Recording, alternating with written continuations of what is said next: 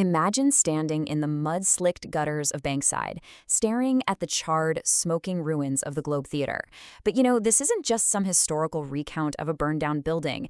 In this explainer, we're taking on the role of omniscient observers, stepping right into a dark, mythological epic where ancient forces are still very much at play. We're about to witness a grand alchemical tragedy, a scenario where the audience members themselves literally became the script. Okay, let's dive into this. Because that ghostly tittering lingering in the air, it points to something way more sinister than just a simple haunting. What we are examining today is an absolute, literal laboratory for social engineering. In the aftermath of the theater's physical destruction, this thick metallic mist settled over the rubble. And what remained wasn't a stage for mere play acting anymore. It was a highly sophisticated trap, designed specifically to systematically dismantle human connection. To truly grasp how this trap works, we have to understand its environment, the labyrinth of time. Think of this as a perpetual now. The architects of this twisted space are the jester and the wizard, and it's absolutely crucial to realize that they are not just characters playing a part. They are avatars of ancient, terrifying forces who actively thrive in the ruins of consequence. They built this labyrinth with one goal: to disorient, trap, and ultimately consume their victims. Which brings us to Section 1, Avatars of Manipulation, featuring the Jester and the Wizard. Let's look at how these two operate. It's honestly fascinating how perfectly their methods complement one another. On one hand, you have the Jester. He's the visceral, psychological attacker. He uses the salty, dirty language of the gutter, a wild river of weaponized prose delivered in a voice like a jagged razor, to just completely assault the psyche. Meanwhile, on the right, the Wizard acts as the architect of illusion. By opening what's called Wotan's Eye, he provides the invisible architecture, the structural glue, if you will, that actually holds all of the Jester's chaos together. And the entire foundation of their dark magic relies on this really specific concept, ignis fatuus, which translates to fool's fire. The Wizard weaves this shimmering, invisible veil right across the ruins. It acts as a mask. It's a calculated base image that fundamentally distorts reality.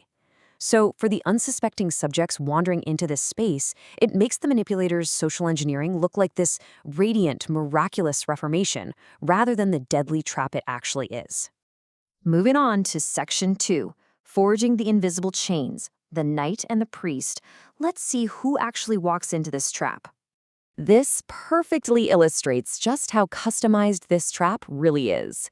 First, wandering into this metallic mist, we have a high-ranking knight, totally encased in the gilded cage of his own social status.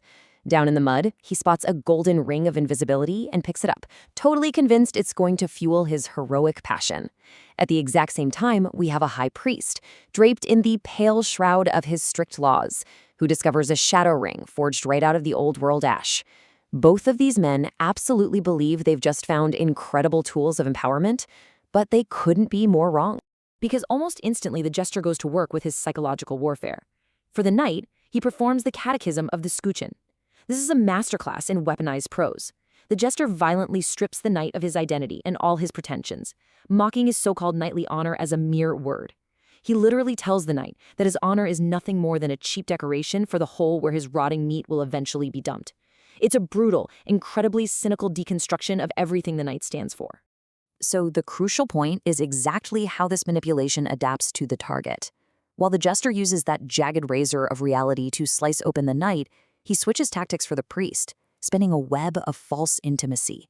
He perfectly mirrors the priest's internal voids, fully exploiting the fact that the man is spiritually famished.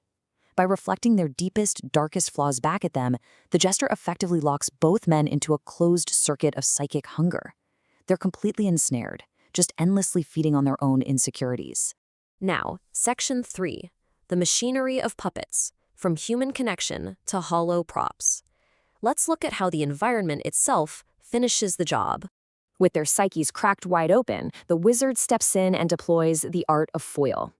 Using these enchanted mirrors, he reflects total opposites back at the men to completely, irreversibly shatter their sense of self. And by doing this, he manipulates the very powers of those rings they found. Almost overnight, the artifacts begin to control the men, rather than the men controlling the artifacts. And this manipulation leads directly to their tragic psychological downfalls. The knight's golden ring traps him in a state of unproductive stagnation. His newfound invisibility just makes him deeply paranoid. He starts seeing his former allies as literal demons and uses his power to strike them down.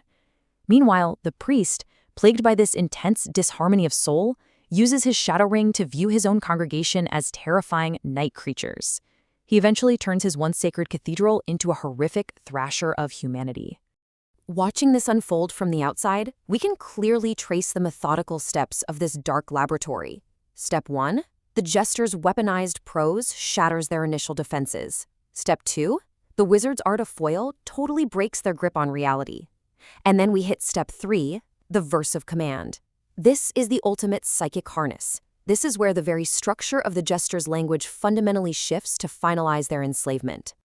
Suddenly, the jester completely abandons his earthy, chaotic prose and shifts violently into disciplined iambic pentameter. Just listen to this.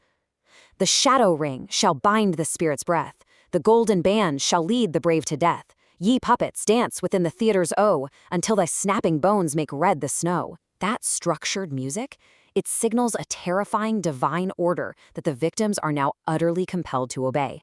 Locked inside this psychic harness, the vibrant blood of the present is fully manipulated. The knight and the priest, they aren't men anymore. They are hollowed-out puppets merely serving as scene partners on this grim stage of counterfeits. Genuine human connection is completely discarded. In this hollow theater, people are reduced to nothing more than a disposable political asset, hallucinating and destroying one another, while the jester and the wizard just sit back and watch from the shadows. But as you know, every play eventually has its final bow.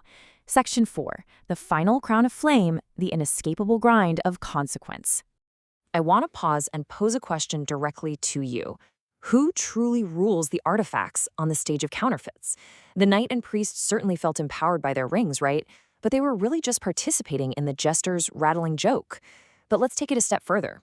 Did the jester and wizard actually hold the reins, or were they too ultimately bound by the very nature of the stage they built? Well, the answer lies with the great clock. You see, while the jester thrived in the perpetual now of his own chaos, the wizard actually attempted to navigate the labyrinth of time to secure a permanent future for their rule. But he failed. The great clock represents the incredibly slow grind of consequence, bringing with it a heavy, metallic clink of duty, and it spares absolutely no one. The clock was already preparing to consume this new illusion, just exactly as it had consumed the physical Globe Theater before it. And that brings us to our final, chilling takeaway. That very same ignis fatuus, the fool's fire that masked the stage, eventually ignited the mercury-soaked timbers of the labyrinth itself. The theater was once again crowned in flame. As the roof collapsed, the jester held the wizard fast, proving the ultimate alchemical tragedy. Power breathes out through the mouth, eventually consumes both the manipulator and the manipulated. So, as you process the Stark story, I'll leave you with this. In our own modern labyrinths of social engineering, who do you think is really wearing the rings, and who is quietly waiting for the great clock to strike?